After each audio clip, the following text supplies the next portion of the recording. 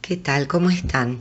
En esta clase vamos a ver cuáles son las principales características y elementos de dos secuencias textuales muy utilizadas en diferentes géneros discursivos.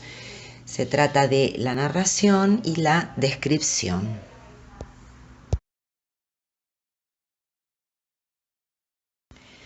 Comencemos con la narración. La secuencia narrativa es una de las formas más utilizadas, ya sea como secuencia dominante envolvente o como una secuencia secundaria incrustada dentro de otra. Como dice Roland Barthes en su trabajo Introducción al análisis estructural de los relatos, son innumerables las narraciones, los relatos que existen. No hay ninguna civilización, ninguna cultura que conozcamos que no haya tenido relatos. Es decir, desde los inicios de los tiempos, el ser humano transmitió sus conocimientos, sus deseos, narrando, relatando, contando historias.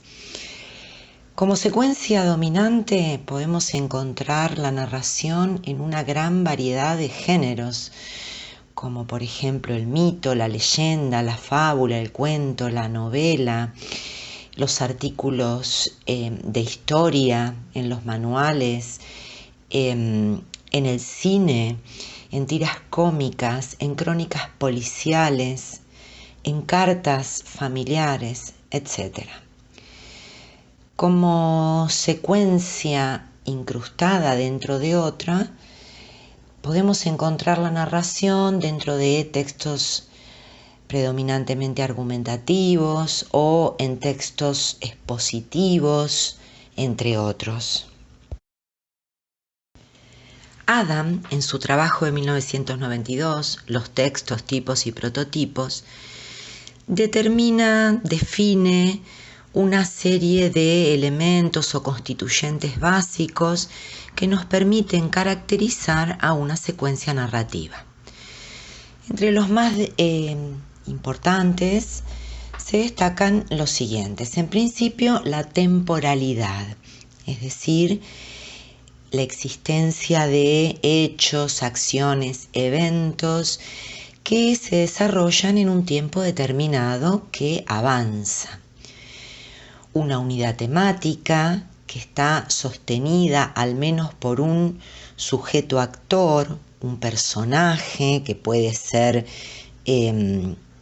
animado o inanimado, puede ser un individuo o un colectivo, entre otras cosas. Un proceso de transformación que implica una serie de cambios de estado. Por ejemplo, cambiar de estados de una situación feliz a una infeliz, de una situación de alegría a una situación de tristeza, de la pobreza a la riqueza, entre otros ejemplos posibles. Una unidad de acción, esto es un proceso integrador que organiza, regula la estructura del relato, en el cual suele haber una situación inicial que pasa por una serie de transformaciones para llegar a una situación final.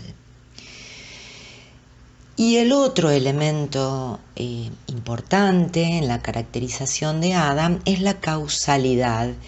La causalidad que se va dando en una relación que se establece entre los acontecimientos o hechos narrados, donde un hecho va a ser causa de otro que es su efecto y así sucesivamente, formando lo que llamamos una intriga en los relatos.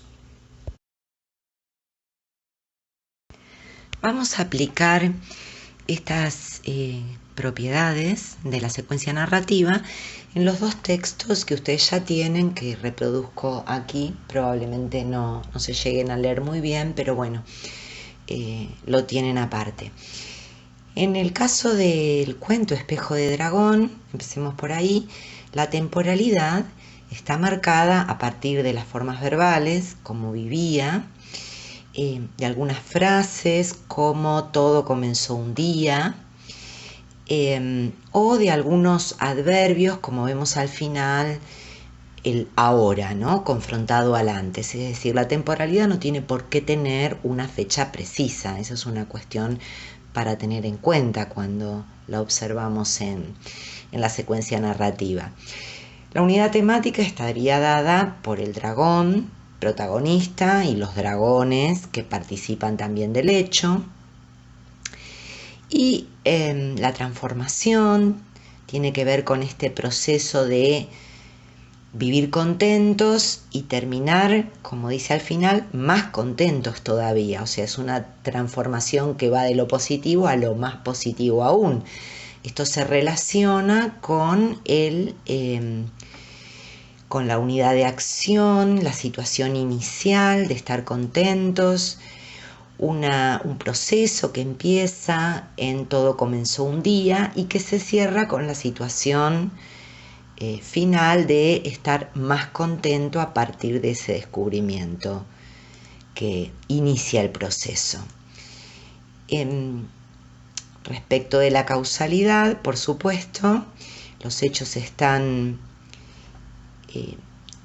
encadenados en una relación de causa-efecto, es decir, bueno, un día el dragón dice una palabra, espejo, eso causa la creación de un objeto, a su vez hay conexiones causales con algo que pasó antes, ¿por qué creó el espejo? Porque tenía ganas de decir espejo o porque había llovido demasiado y así una serie de causas que desencadenan esa creación. Y, por supuesto, la consecuencia final de toda esa sucesión de causas que es llegar a estar más felices todavía. Si aplicamos estas mismas propiedades a otro género discursivo, como es la crónica policial de un ladrón tomó como rehenes a una pareja y a sus 2 hijos, vemos que la temporalidad está marcada con más precisión, comienza una mañana de lunes, después dice todo comenzó ayer a las 8:40 en el segundo párrafo, después sigue con menos precisión, pero hay un ordenamiento temporal a través de frases como minutos después, en ese momento, etc. La unidad temática está dada básicamente por el asaltante, el ladrón, pero también participan la policía y la familia. La transformación en términos generales va de la tranquilidad a la pesadilla, que eso ya está en el primer párrafo, y la unidad de acción relacionada con la transformación está dada por una situación inicial de tranquilidad, donde a su vez podemos ver un control, un poder por parte del asaltante. Después viene la persecución y la negociación y la situación final que tiene que ver con el arresto. La causalidad se relaciona muy fácilmente en esta crónica. Si comienza con un robo, este robo a la agencia es causa de que el ladrón tenga armas. Esto es notado por la policía que advierte algo extraño y comienza la persecución. La persecución produce como efecto la toma de rehenes, producto también del arma que tenía, y así sucesivamente hasta llegar al arresto. Vamos a ver ahora algunos de los elementos lingüísticos y discursivos más característicos de la secuencia narrativa. En principio, el tiempo, el eje temporal que encontramos en las narraciones, por excelencia suele ser el tiempo pasado, es decir, una narración suele tener como eje formas verbales en el pasado, pero también podemos encontrar el presente histórico, como ocurre en algunas narraciones que aparecen, por ejemplo, en los manuales de historia. A ver, un ejemplo de presente histórico podría ser, ya que estamos en fecha, yo puedo encontrar en un manual de historia algo así como en 1820 Manuel Belgrano llega a Buenos Aires, seriamente enfermo de hidropesía. Esta misma enfermedad lo lleva a la muerte el 20 de junio y muere en la pobreza. Es decir, los verbos llega, lleva, muere están en presente, pero en realidad es un presente histórico con valor de pasado. Los conectores que vamos a encontrar en la secuencia narrativa son fundamentalmente temporales, como por ejemplo antes, después, o causales, como porque, ya que, y los consecutivos, del tipo de por lo tanto. Un elemento esencial de toda secuencia narrativa es la presencia de un narrador que marca un punto de vista. El narrador puede estar en primera persona, dando una visión subjetiva, en cuyo caso puede ser el protagonista de los hechos o un testigo que cuenta lo que le pasa al protagonista, o puede estar en tercera persona, ofreciendo una visión que tiende más a la objetividad. Si está en tercera persona, no es personaje, es una voz de la narración que está fuera del relato, y en estos casos puede ocurrir que sea un narrador omnisciente, es decir, un narrador que sabe todo, que puede contar qué piensa y qué siente un personaje, qué le va a pasar después, etc. O puede ocurrir que sea un narrador observador y en ese caso cuenta lo que cualquier persona podría ver en circunstancias habituales. Otro elemento esencial es la estructura, el esquema narrativo que presenta la secuencia. Hay muchas propuestas de esquemas narrativos típicos. Seguramente ustedes conocen la más característica, la que se suele dar en la escuela, la de introducción, nudo y desenlace. Yo les voy a presentar acá una que se deriva de una propuesta que hace Propp en el análisis de los relatos populares, que me parece bastante clara y bastante explicativa de la mayoría de los relatos, aunque tengamos en cuenta que esto que vemos acá puede desarrollarse completamente o puede ocurrir que alguna de las partes no esté, es decir, no hay recetas en esto. Los relatos pueden tener secuencias, a veces estructuras que son muy propias de ese relato. La más prototípica es esta que vemos aquí, que plantea que suele haber un estado inicial en donde se muestra una situación de equilibrio. Suele ocurrir que aparezca una fuerza transformadora, algún tipo de fuerza como un personaje, un acontecimiento, un objeto que rompe ese equilibrio y que inicia un proceso de transformación que deriva en una complicación, en la intriga desarrollada en una serie de episodios narrativos. Esto puede verse en un momento alterado por la aparición de una nueva fuerza que es equilibrante, es decir, que cierra esa complicación y hace un cierre del proceso que nos permite llegar a un estado final que significaría una nueva forma de equilibrio. Volvamos a nuestros textos para aplicar esto último que vimos. Empecemos por Espejo de Dragón. Respecto del tiempo eje, podemos observar que es el pasado, que se manifiesta en verbos como vivía, estaba, este imperfecto que es como el marco, el telón de fondo, y comenzó, se confundió, que es un pretérito perfecto que va a los eventos principales. Los conectores encontramos temporales como primero, después, y abundan mucho los causales. Hay un gran uso del porque como conector causal. Aparece también el consecutivo entonces. Respecto del narrador, se trata de una tercera persona que se pone de manifiesto en las formas verbales. Los verbos que vimos antes como vivía, estaba, comenzó, tienen una desinencia de tercera persona gramatical. y se trata de un narrador omnisciente, sabe lo que sienten y lo que piensan los dragones. En relación con la estructura, vemos una situación inicial que comienza en el primer párrafo. El dragón vivía contento, vivía pensando, etc.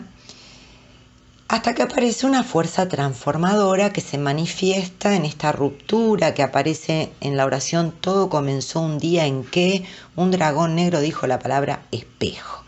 Ahí aparece la magia, el espejo como objeto, rompiendo ese equilibrio inicial, que desencadena una complicación, unos breves episodios, porque el mundo se llenó de espejos.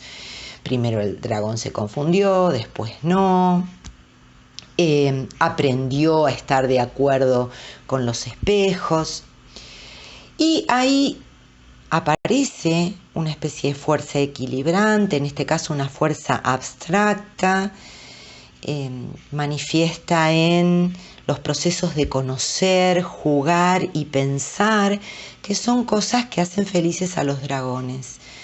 Esta fuerza equilibrante, sobre todo el juego y el pensamiento, conducen a la situación final, al nuevo equilibrio, que queda claro en la última frase del relato.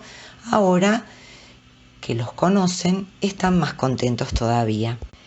En la crónica policial, el eje también es el pasado, lo vemos en los verbos como transformó, entró, tomó. Respecto de los conectores, predominan fundamentalmente los temporales. Vemos conectores como luego, después, en ese momento, durante, enseguida, etc. El narrador está en tercera persona, como vemos en las desinencias verbales, y el punto de vista es el de un narrador observador. El esquema, la estructura narrativa, presenta claramente una situación inicial de equilibrio que podemos encontrar en Una tranquila mañana. Oscar Baccarini abre su agencia. Y esta situación habitual de equilibrio se ve transformada por una fuerza que aparece, que está corporizada obviamente en el ladrón, en el asaltante que irrumpe en el negocio. Esto desencadena la complicación con una serie de episodios como el robo, la posesión de armas, la persecución, la toma de rehenes, las amenazas, etc. Hasta que una fuerza equilibrante irrumpe, que en este caso podemos ver que es la policía y la tía del asaltante, para llevar a un estado final, un nuevo equilibrio, que es cuando el asaltante se entrega y es trasladado a la comisaría. Bien, en definitiva, estos dos textos tienen un esquema bastante prototípico, pero recuerden que es posible que nos encontremos con que un texto empiece ya con una complicación, es decir, que falte una situación inicial de equilibrio, o que termine con la complicación, lo que se llaman finales abiertos en algunas narraciones, es decir, no hay un nuevo equilibrio final. Estas cosas sin duda pueden ocurrir, asimismo como la posibilidad de que un esquema se invierta, que empiece por una resolución y después nos lleve para atrás contando qué pasó para llegar a eso.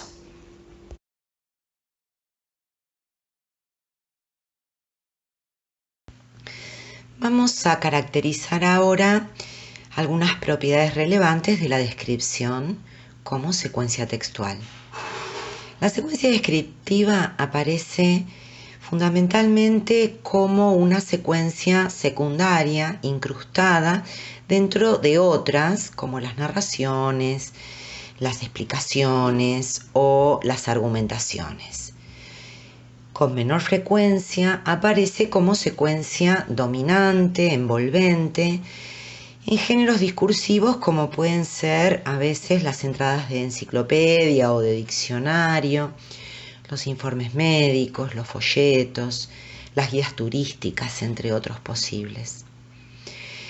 Es una secuencia que Se utiliza mucho en los géneros literarios, junto con la secuencia narrativa, que suele ser la dominante, y la dialogal, que aparece también como incrustada.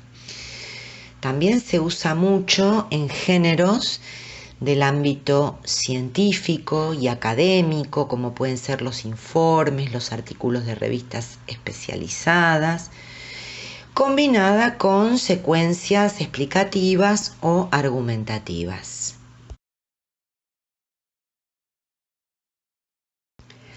Aquello que se describe, es decir, el objeto de la descripción, puede presentar una gama bastante variada, desde objetos de todo tipo, incluso abstractos, hasta personas, personajes, animales, también estados, procesos, eventos del mundo. Con la descripción representamos, caracterizamos el mundo o nuestra manera de percibirlo, ya sea a través de nuestros sentidos como la vista, el oído, el olfato, o a través de la imaginación. Y es por eso que una descripción puede variar en una escala que va desde la subjetividad a la objetividad. Las descripciones subjetivas reflejan cómo un sujeto percibe aquello que describe, más allá de cómo realmente sea eso que se está describiendo. En cambio, las descripciones objetivas, que se ajustan más a la objetividad, respetan las características que el objeto tiene, independientemente de lo que le parezca a ese sujeto. Por ejemplo, yo puedo describir un personaje como un personaje mitológico, como es un dragón, ya que venimos con el tema de los dragones con Gustavo Roldán, ajustándome a sus características físicas y decir qué tamaño tiene, de qué color son sus ojos, cómo son sus orejas, qué color es el que predomina en su cuerpo, etc. Es decir, tiendo a la objetividad, a cómo es el objeto dragón en este caso. O puedo describir qué cosas representa para mí un dragón, cómo lo percibo como animal mitológico. Es decir, puedo describirlo, por ejemplo, planteando que tiene una mirada bondadosa, que suele volar con mucha majestuosidad, que es un personaje de las fábulas o de los mitos que suele tener representaciones muy variadas, entre las que predomina la maldad, aunque no siempre lo sea. Dado que en la descripción el objetivo central es caracterizar un objeto en términos generales, el contenido de una secuencia descriptiva suele dar respuesta a ciertas preguntas que pueden estar implícitas o estar explicitadas en el texto. Preguntas del tipo ¿qué es? ¿Cómo es? ¿Qué partes tiene? ¿Para qué sirve? ¿Qué hace? ¿Cómo se comporta? ¿A qué se parece? Etcétera. Apliquemos esto que acabamos de ver en el texto Pena de Dragón de Gustavo Roldán. En principio, el objeto es en este caso un objeto abstracto, un sentimiento, la pena del dragón. Es una descripción, como podrán observar, sumamente subjetiva. Y esto se puede ver en los adjetivos usados como los iniciales, larga y negra, siempre referido a eso que se describe, a la pena, ¿no? O en la adjetivación de enorme cuando se caracteriza al corazón del dragón. También en la forma en que se presenta el sentimiento del dragón, el sentimiento de pena, buscando una empatía con el lector, una sensación de compasión o de tristeza.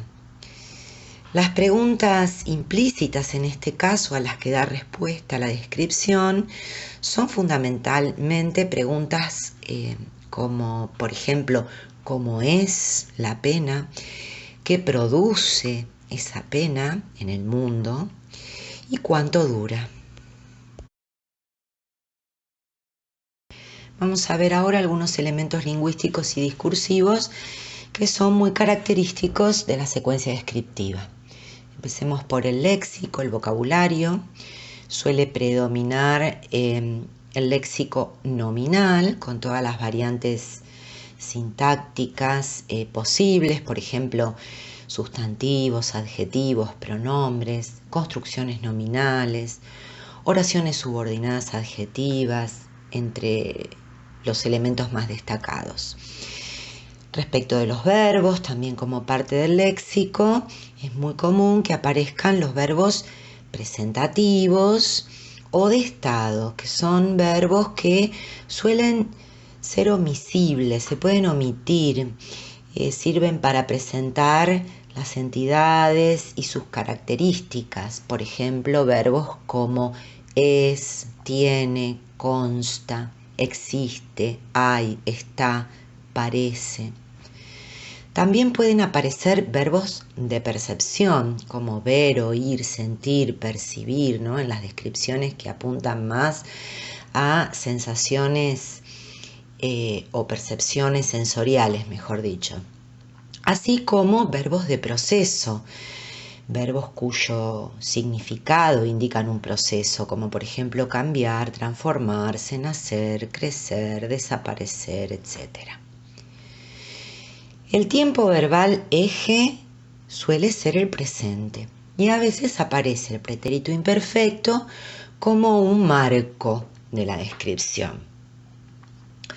Los recursos más utilizados en una descripción suelen ser las enumeraciones, que son muy frecuentes, como listados de características que aparecen yuxtapuestos, ¿no? Hay una yuxtaposición sintáctica, esto es, sin uso de conectores, mediante signos de puntuación como las comas en la escritura o las pausas en la oralidad. También se suelen usar los coordinantes como i o e, también o, pero generalmente antes del último término de una enumeración. Por otra parte, entre los recursos también podemos encontrar las imágenes sensoriales, como las visuales, las auditivas, las olfativas, las comparaciones y las metáforas.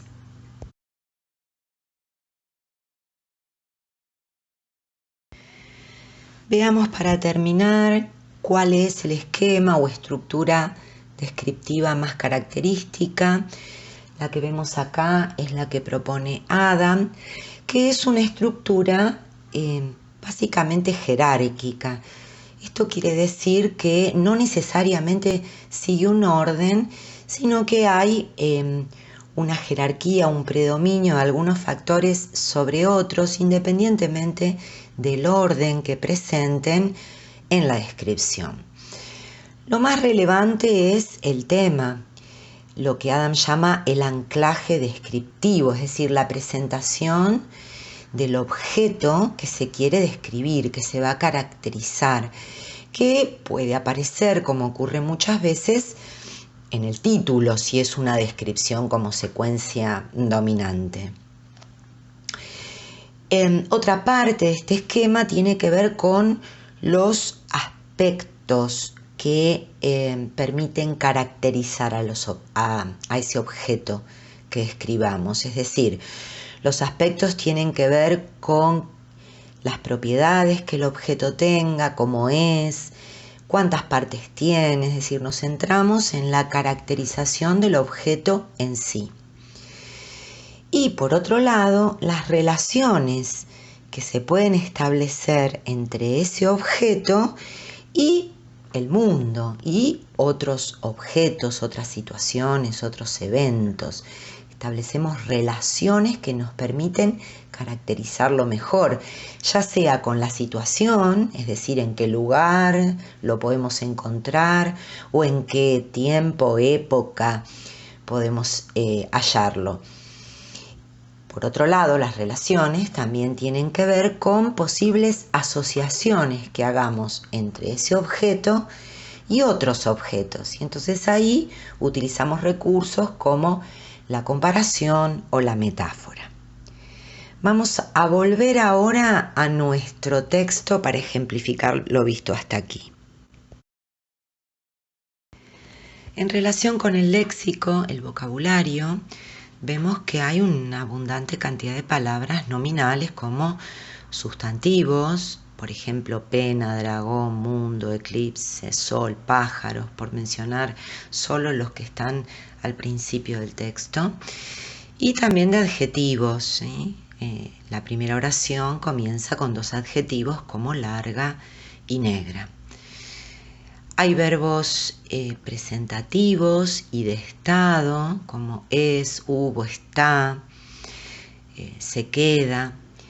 Verbos de percepción, en este caso fundamentalmente percepción intelectual, como se sabe, creen. Verbos de proceso, como viene, llega, oscurece, esconderse. En estos ejemplos vemos que el tiempo eje del texto es el presente. Los verbos están prácticamente todos en tiempo presente. En relación con los recursos, hay enumeraciones. Ejemplos de esto están en los párrafos 3 y 5, los 2 párrafos que empiezan con entonces. En el párrafo 3 se enumeran eventos, por ejemplo, los pájaros dejan de cantar y se esconden en sus nidos, las flores se cierran suavemente, las hormigas se van a la cueva, etc. Y en el párrafo 5 se enumeran propiedades, primero, como por ejemplo larga, amarga, y también eventos después, ¿no? Es decir, hace un ruido de ríos que desbordan, de vientos de furia que pasan arrasando los árboles y desgastando las montañas. Vemos ahí enumeraciones yuxtapuestas en las cuales antes del último término aparece un conector como es y. También hay comparaciones. Al principio, por poner algunos ejemplos, vemos que se compara el tamaño de la pena con el tamaño del sol, o se compara la pena con una sombra. Hay metáforas, la primera oración es una metáfora, cuando dice larga y negra es la pena del dragón, una pena no es mensurable en dimensiones espaciales como ser larga o en colores como ser negra. La pena vuela, dice también, esto es otra metáfora. Respecto de la estructura, el tema, el anclaje descriptivo, lo encontramos en el título, pena de dragón, que es lo que se quiere describir. Acuérdense que acá la descripción es sobre la pena, no sobre el dragón.